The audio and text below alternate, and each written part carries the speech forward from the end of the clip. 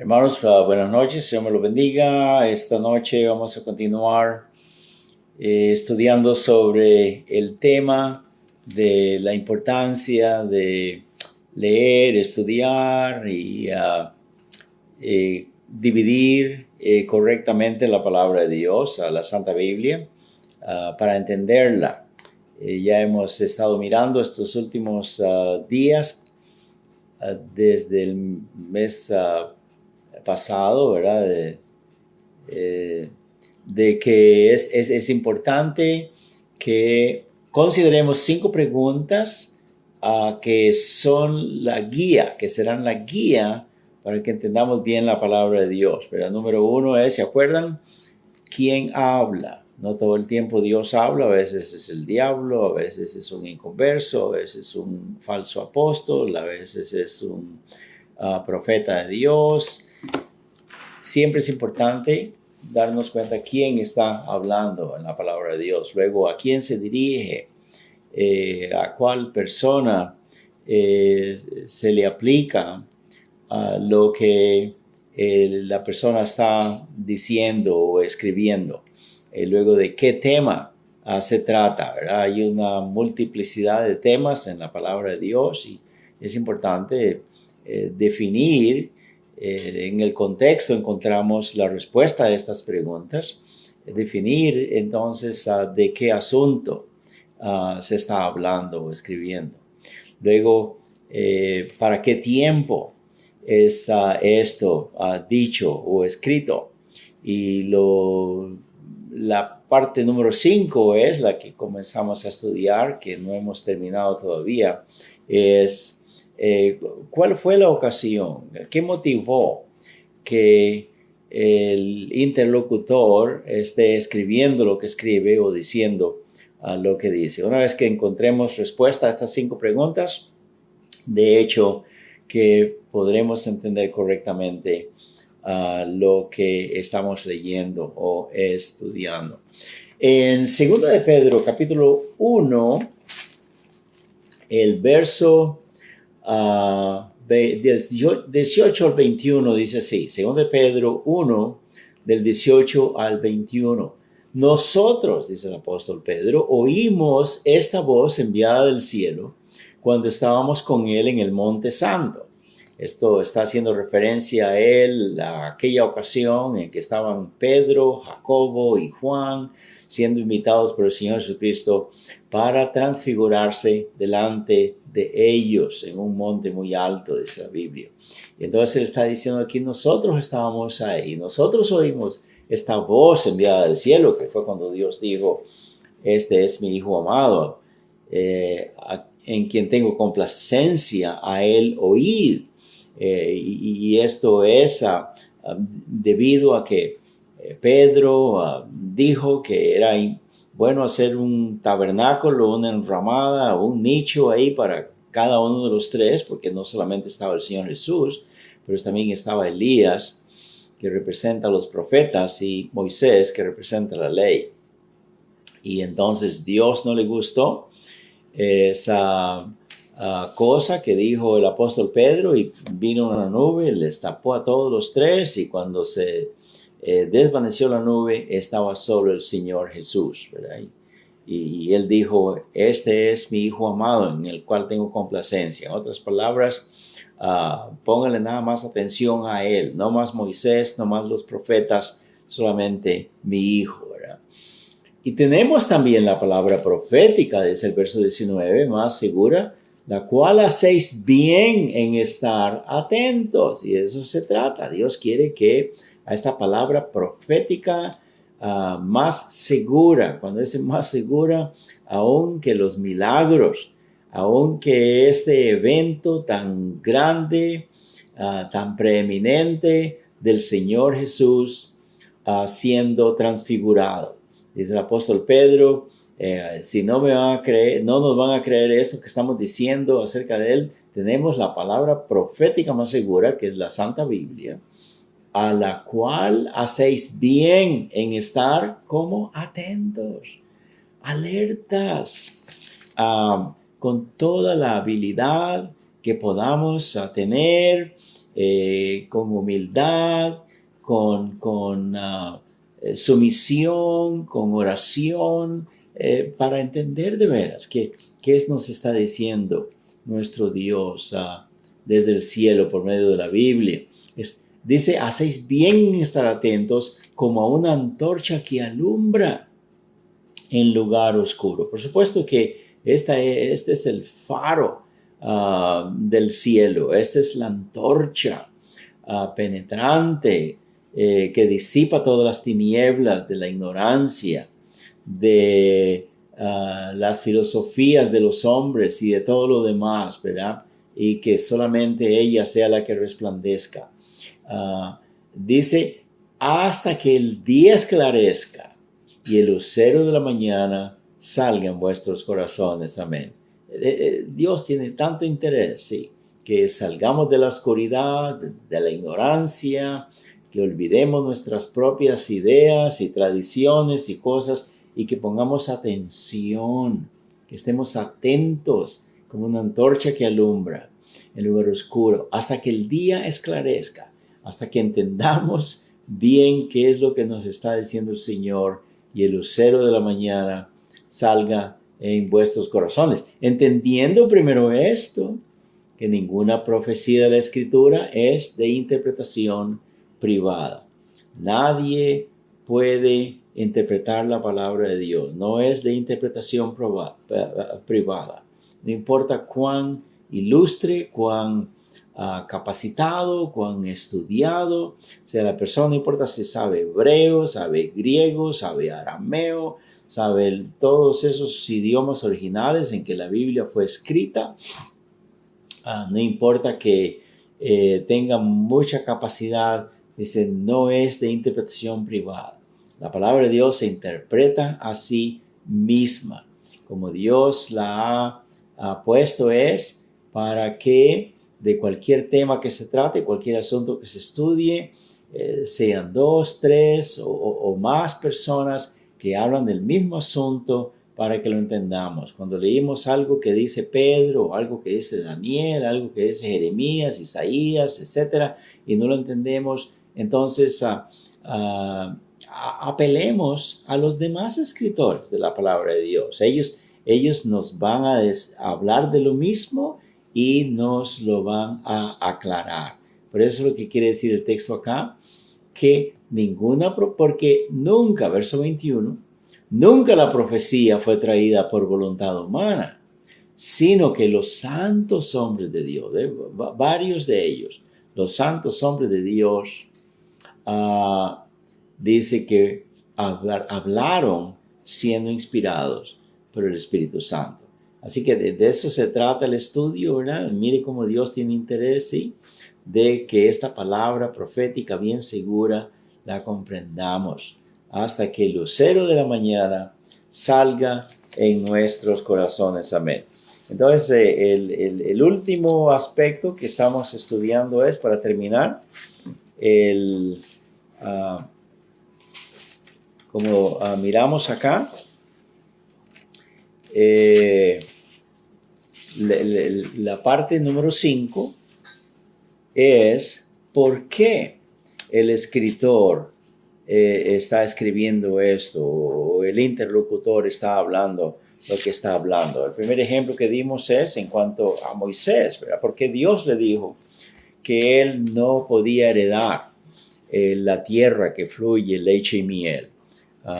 De toda la generación antigua o primera que llegó ya a las orillas del río Jordán, toda la generación que había salido 40 años hace de Egipto no heredaron la tierra prometida, excepto Josué y Caleb. Y también estaba Moisés. Pero aunque estaba vivo, Dios lo privó de entrar a la tierra prometida. Y la Biblia dice, ¿por qué? ¿Verdad? Eso lo estudiamos ya el miércoles pasado, que fue porque la primera vez él hizo correcto como Dios le pidió, que para saciar la sed del pueblo, de los animales, que golpeara la piedra. Y el Señor Jesús mismo le dijo que Él iba a estar sobre la piedra. O sea, al estar Él sobre la piedra y golpear la piedra, Moisés estaba golpeando al Señor. Y por eso en 1 Corintios 10, verso 4 nos dice, ¿verdad? Que la piedra que les seguía, la piedra que les saciaba la sed, era Cristo mismo. Pero la segunda vez que el pueblo tuvo sed, Dios le instruyó diciéndole, no la golpees. Esta vez háblale para que brote el agua y sacie la sed. Pero Moisés, enojado, frustrado, disgustado con el pueblo, no obedeció al Señor, ¿verdad? No lo santificó como Dios se merece, que hagamos las cosas exactamente como Él dice. Y por golpear la piedra la segunda vez, entonces por eso Dios le prohibió que entrara a la tierra prometida. Su pecado fue bastante craso, bastante grande, bastante serio, y debido a eso, él fue privado de entrar a la tierra prometida, ¿verdad? Eso lo miramos en Éxodo capítulo 17, versículos 1 al 7, Números también, capítulo 20, del 7 al 11. Si alguien no apuntó las escrituras o alguien está oyendo esto por primera vez, que se entere de estas cosas, ¿verdad? Y luego 1 Corintios 10:4 nos dice que el Señor, Cristo mismo, era la piedra. Y el Señor Jesús iba a ser golpeado una sola vez para saciar nuestra sed de perdón, nuestra sed de salvación, ¿verdad? No una segunda vez, ni una tercera, ni solamente una vez. Cuando usted recibe a Cristo como Salvador personal es porque Él fue crucificado una sola vez en el Calvario, ¿verdad? Los que enseñan erróneamente que la salvación se pierde, para volver a reganar la salvación, se requeriría entonces que Cristo venga del cielo de nuevo y muera otra vez en la cruz del Calvario para salvar de nuevo al pecador. Y Dios no va a hacer eso. Dios no va a enviar a su Hijo la segunda vez. Y por eso fue el error que cometió Moisés de golpear la piedra la segunda vez. Eso no va a ocurrir jamás, ¿verdad? Porque la salvación no se pierde. Lo que uno debe de hacer es hablarle a la piedra, hablarle al Señor, pedirle perdón, reconciliarse con Dios y seguir adelante sirviéndole a Él fielmente, ¿verdad? Entonces ya miramos eso, hablando un poco acerca de lo que dice de los milagros. Creo que también lo tratamos ya en Juan capítulo 20, versos 30 al 31. Dice la palabra de Dios que muchas otras cosas fueron escritas que el Señor Jesús dijo e hizo, pero que no están escritas en este libro, dice el apóstol Juan. Pero estas se han escrito para que creáis. El número de milagros condensados que Dios quiso que fueran plasmados en las páginas de la Sagrada Biblia es Dios diciendo esto es suficiente, estos milagros, este récord, esta presentación de milagros es suficiente para que crean en mi Hijo. Estas se han escrito para que creáis que Jesucristo es el Hijo de Dios y para que creyendo en Él tengáis vida eterna. En Hebreos capítulo 2, versículos 1 al 4 también nos dice, ¿verdad?, que el Señor Jesús dice que Dios lo respaldó, la palabra de salvación que el Señor Jesús dijo, predicando el Evangelio, haciendo milagros, y que los apóstoles también, para ser identificados como verdaderos mensajeros de Dios, ¿verdad? Eso nos dice pues que esa es la razón de los milagros. Vamos a añadir una escritura más. En Juan capítulo 9 tenemos el acontecimiento de un hombre que nació ciego y los discípulos le están preguntando al Señor porque se lo encuentran ahí por la calle, que siempre lo ponían ahí para pedir limosna. Y dice en el verso 1, capítulo 9 de Juan: al pasar Jesús vio a un hombre ciego de nacimiento. Y le preguntaron a sus discípulos diciendo: Rabí, ¿quién pecó, este o sus padres, para que haya nacido ciego? Pero Jesús respondió y dijo: no es que pecó este, ni sus padres tampoco, sino para que las obras de Dios se manifiesten en él. ¿Qué le parece? ¿Qué le parece? Dios hizo que este niño, bueno, él ya estaba adulto, ¿verdad? De más de 30 años de edad, pero cuando nació como niño, nació ciego. Y Dios hizo eso. Dice: mi padre hizo que naciera ciego. Dice, para que un día yo lo encontrara acá en el camino, lo sane, para que las obras de Dios que Él hace a través mío se cumplan. Porque es lo que dice acá, ¿verdad? Sino para que las obras de Dios se manifiesten en Él, ¿verdad? Ya sabemos que Él escupió en tierra, le puso un poquito de lodo en los ojos y le dice: ve el estanque de Siloé y lávate, ¿verdad? Y cuando él hizo eso, inmediatamente recobró la vista, ¿verdad? Cosas preciosas, pero hay que dice, es para que yo lo encontrara, para que lo sane y para que ustedes miren que yo de veras vengo como el enviado de Dios para hacer la obra de Dios. Y así hay una multiplicidad de textos donde dice, tanto en referencia al Señor Jesús como a los apóstoles, que esa fue la razón principal, razón número uno, por qué ellos hicieron los milagros, ¿verdad?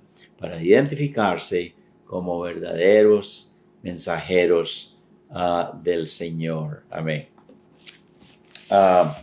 Así pues, estamos respondiendo a la pregunta, ¿por qué se dijo lo que se dijo? ¿Por qué se hizo lo que se hizo, verdad? Estas respuestas pues son emanadas de la palabra de Dios y nos ayudan a entender mejor las doctrinas, ¿verdad? De la Santa Biblia. Por ejemplo, en Mateo capítulo 28, versículos 19 al 20, tenemos lo que se llama la Gran Comisión, lo que se llama el envío de marcha del Señor Jesucristo a su iglesia, a sus discípulos, ¿verdad? Y preguntémonos cuál es el propósito básico de este mandamiento dado por el Señor. Leámoslo, dice en Mateo capítulo 28, del versículo 18 al 20, dice: Jesús se acercó y les habló diciendo: toda potestad me es dada en el cielo y en la tierra. Por tanto, id y haced discípulos a todas las naciones, bautizándolos en el nombre del Padre y del Hijo y del Espíritu Santo, enseñándoles que guarden todas las cosas que os he mandado. Y aquí yo estoy con vosotros todos los días hasta el fin del mundo. Amén. Y este amén es añadido acá por el Espíritu Santo mismo, que es el que inspiró a los apóstoles para escribir estas cosas, ¿verdad? Ahora, ¿cuál es el propósito por el cual este mandato fue dado a su iglesia? Bueno, el Señor murió por todo el mundo, por todos los hombres, por todas las mujeres, de todas las edades, de todos los colores. Hermano, esto es precioso. De tal manera amó Dios al mundo enterito, completo, todas las personas que han vivido aquí en este globo terrestre, y no hay otro lugar donde vivir. Y el Señor vino para dar su vida por todos, por todos. Dice la palabra de Dios, sí, en Hebreos capítulo 9. Y esto es muy importante porque hay ciertas personas por ahí que andan diciendo que el Señor Jesús murió nada más por un número limitado de personas, que Dios no murió por todos los pecadores, nomás por unos cuantos que Él escogió para que sean salvos, y otros que no están escogidos y que van a ir al infierno, ¿verdad? Esa es una doctrina errónea, equivocada. La palabra de Dios dice que Él murió por todos. Mira lo que dice acá en Hebreos. Dije capítulo 2, pero es más bien dije capítulo 9, pero es más bien el capítulo 2 de Hebreos. Dice en el verso 9, Hebreos 2:9. Pero vemos a aquel que fue hecho un poco menor que los ángeles, a Jesús, coronado de gloria y de honra, a causa del padecimiento de la muerte, para que por la gracia de Dios, por la fortaleza que su Padre Dios le iba a dar, que Él pasara por el padecimiento de la muerte. Y qué terrible fue ese padecimiento. No solamente por sus manos y sus pies horadados al clavarlo en la cruz, y por su corona de espinas, que por supuesto debe haber sido horrendo el dolor físico por el que pasó el Señor Jesús, ¿verdad? Pero también el hecho de haber sido abandonado de su Padre, el hecho de haber quedado solo, y Él con toda su fuerza, con todo lo que tenía, Él hizo la obra de salvación. No obstante este padecimiento tan indescriptible. Pero dice la palabra de Dios que Él, por la gracia de Dios, gustó la muerte por todos. Cuando dice por todos, es toda criatura, desde el primer hombre, Adán, hasta el último hombre que va a existir en esta tierra, ¿verdad? Qué poderoso, qué suficiente, qué comprensivo es este sacrificio del Señor Jesús, ¿verdad?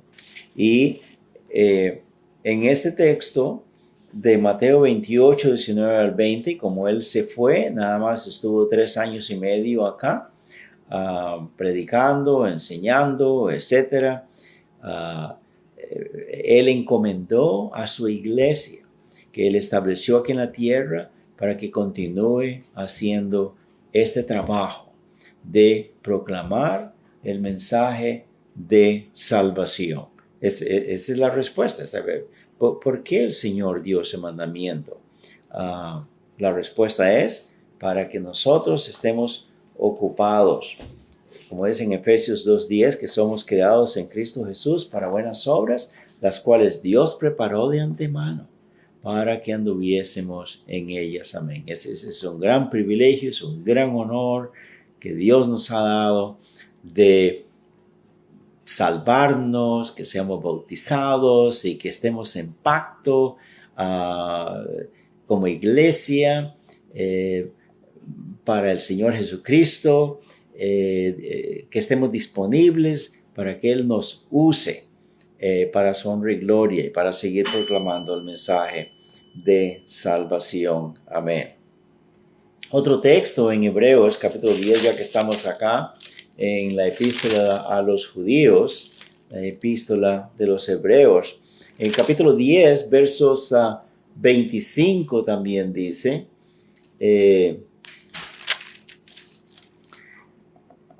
dice acá en este texto 10:25 de Hebreos, 24 también. Considerémonos unos a otros para estimularnos al amor y a las buenas obras, no dejando de congregarnos como algunos tienen por costumbre, sino exhortándonos, y tanto más cuando veis que aquel día se acerca. Estamos hablando del privilegio de ser una iglesia, del privilegio de ser parte constituyente del cuerpo de Cristo, del privilegio de servir al Señor, de proclamar su palabra, el mensaje de salvación a todo el mundo. Entonces dice acá que es importante que nos estimulemos al amor y a las buenas obras, no dejando de congregarnos.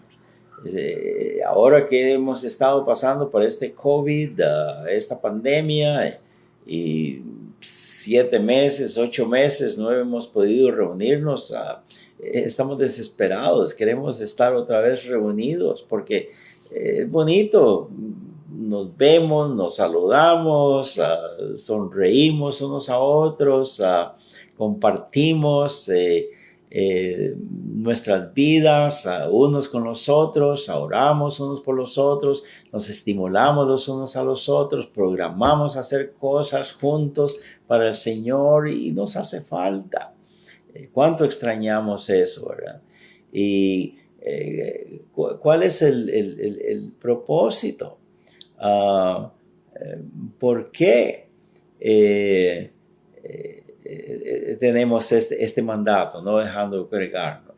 El Señor sabe que es vital, que es importante y lo necesitamos, ¿verdad? Lo necesitamos. Gracias al Señor que sigamos orando para que esto sea una realidad, que pronto todo vuelva a su normalidad. Amén. Así pues podemos ver que con estas preguntas, quién habla, a quién se dirige, de qué tema se trata, para cuándo fue esto escrito y la razón por lo que fue escrito y hablado. Una vez que encontremos respuestas a esas preguntas, que las vamos a encontrar en el contexto, el pasaje que usted está leyendo, lea un poco atrás, lea un poco hacia adelante y usted va a encontrar la respuesta, ¿verdad? Al dividir correctamente la palabra de Dios, será eso la llave con que usted abrirá la puerta de comprensión, de entendimiento de lo que nos dice la palabra de Dios. Amén. Que Dios los bendiga, que tengan un bonito servicio de oración unos por los otros y nos vemos en la próxima lección. Amén.